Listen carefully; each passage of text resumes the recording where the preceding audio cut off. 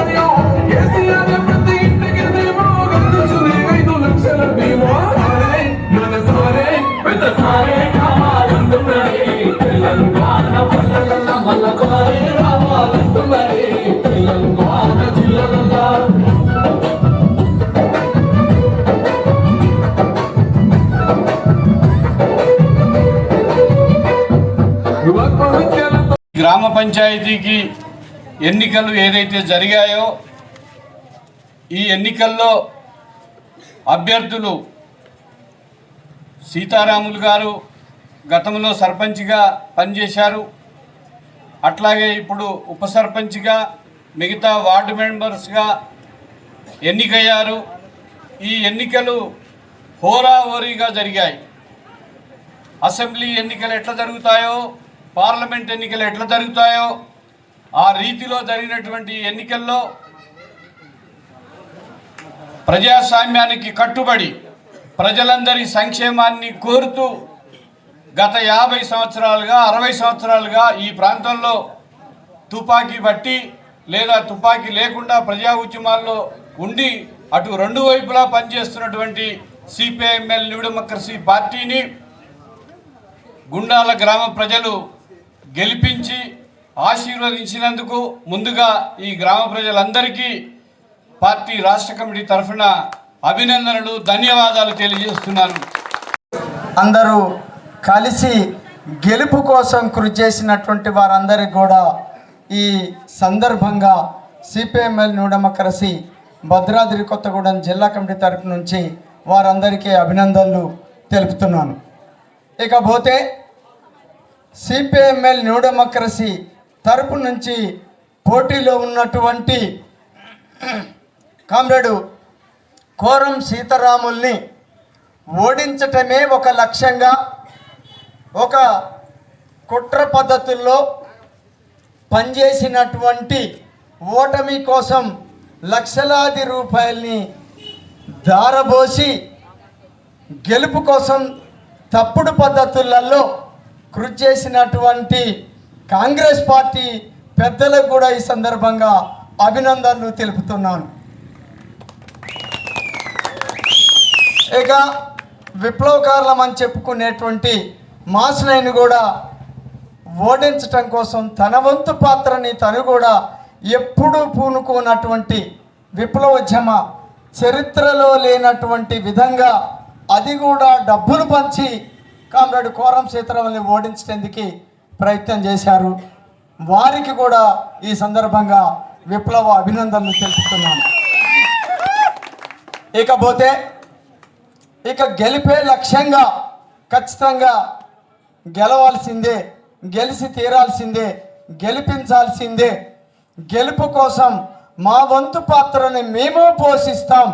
Quorum సీతారాములు గెలిస్తే ఉద్యమ అభివృద్ధి, ప్రజా అభివృద్ధి లక్ష్యంగా పనిచేస్తాడు, అతన్ని గెలిపించాలి అని చెప్పి పోరాటాల పోరుగడ్డైనటువంటి ఆదివాసీ ప్రాంతమైనటువంటి ఆ ఆదివాసీ ప్రాంతాల్లో జీవిస్తున్నటువంటి ఈ గుండాల పంచాయతీ ప్రజానీకం, ముఖ్యంగా వ్యాపార వర్గాలు, ఇక అన్ని వర్గాల ప్రజానీకం బాధ్యత తీసుకొని తమ వంతు పాత్రని ప్రత్యక్షంగా పరోక్షంగా డైరెక్ట్గా ఇండైరెక్ట్గా బాధ్యత తీసుకొని సీతారాములు గెలుపు కోసం కృషి చేసినటువంటి ఈ ప్రజానీకానికి కూడా ఈ సందర్భంగా మేము వారందరికీ పేరు పేరున ఓటర్స్కి విజ్ఞప్తి చేస్తున్నాం, వారికి అభినందనలు తెలియజేస్తున్నాం. ఇకపోతే ఆ రోజే చెప్పాం, ఎక్కడ 15వ తారీఖు ఈ గడ్డ మీద నుంచే, ఇదే గద్దె మీద నుంచి, అయ్యా కాంగ్రెస్ పెద్దలారా మీరు అనవసరంగా డబ్బులు ఖర్చు పెట్టకండి, ఓడిపోతారు, మీ వెనక ప్రజలు లేరు, మిమ్మల్ని ప్రజలు నమ్మే పరిస్థితి లేదు, ఎందుకు మీరు 20 లక్షలు ఖర్చు పెడతారు, మీరు అనవసరంగా ఎమ్మెల్యే గారిని తీసుకొచ్చి తనకున్నటువంటి పెద్దరికాన్ని ఎందుకు దెబ్బతీస్తారు, అట్లాంటి పనికి పూనుకోకుండాయా, మీ వెనక జనం లేరు, మీ ముందు మీకు నమస్తే పెట్టినంత మాత్రాన మిమ్మల్ని గెలిపిస్తారని అనుకుంటే మాత్రం ఇంతకంటే వెర్రిబాగులతనం మరొకటి ఉండదయ్యా, మీరెందుకు అట్లా అనవసరమైనటువంటి శ్రమకి పూనుకుంటారు, వద్దు అని చెప్పి మేము గెలుస్తాం, సిపిఎంఎల్ న్యూ డెమోక్రసీ ఖచ్చితంగా గెలుస్తుంది అనేది ఆ రోజే ప్రజల నాడిని బట్టి మేము చెప్పాము. చెప్పి వాళ్ళని అనవసరమైనటువంటి శ్రమకి పూనుకోవద్దని చెప్పి అనవసరంగా డబ్బులు, మందు, మాంసం ఇది కాకపోతే ఇంకా అనేక ప్రయోగాలు చేశారు. ఆ ప్రయోగాలు కొన్ని చెప్పదగినవి ఉన్నాయి, చెప్పలేనివి ఉన్నాయి. అధికార యంత్రాంగాన్ని జనరల్గా అధికార యంత్రాంగం ఎవరైనా సమానంగా ఉండాలి. ఇక్కడ నక్సలైట్ల విప్లవ పార్టీ లేకపోతే కాంగ్రెస్ అధికారంలో ఉన్నదా అనేటువంటిది కాదు. అధికార యంత్రాంగానికి, ఆ అధికార యంత్రాంగంలో పోలీసులు నిష్పక్షపాతంగా ఉండి పద్ధతిని పాటించి అందరినీ సమభాగంగా చూడాలి.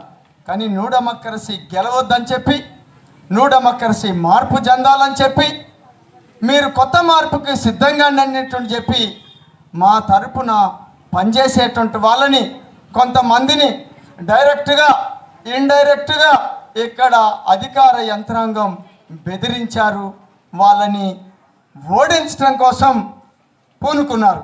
ఇట్లాంటి దశలో ఇక తెల్లారితే ఓట్లు ఆ రోజు పోయి 16వ తారీఖున ఎన్నికల అధికారులను కలిశాం. ఆ తర్వాత జిల్లా ఎస్పీ గారిని కలిశాం. ఆ తర్వాత పరిణామాలు ఏంటో వాళ్ళందరికీ ఎస్పీ గారు తెలియజేశాడు.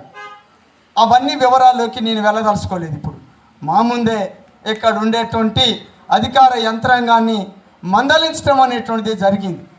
అందుకోసమే అట్లాంటి శక్తుల్ని కూడా ఇక్కడ అధికార పార్టీ నాయకత్వం ఉపయోగించుకొని మమ్మల్ని ఓడించడం కోసం ప్రయత్నం చేసినప్పుడు ఎక్కడ కుంభవర్షం కురిసినా ఎక్కడ కుంపటి ఆరిపోదు, ఇది ఎప్పుడైనా నిప్పు వెలుగుతూనే ఉంటుంది ఇది ఖచ్చితంగా అట్లాంటి పరిస్థితి వస్తే మాతోటి చెలగాటం ఆడితే అది కాలుతుంది అనేటని చెప్పి ఈరోజు గెలుపు ద్వారా నిరూపిస్తున్నాం.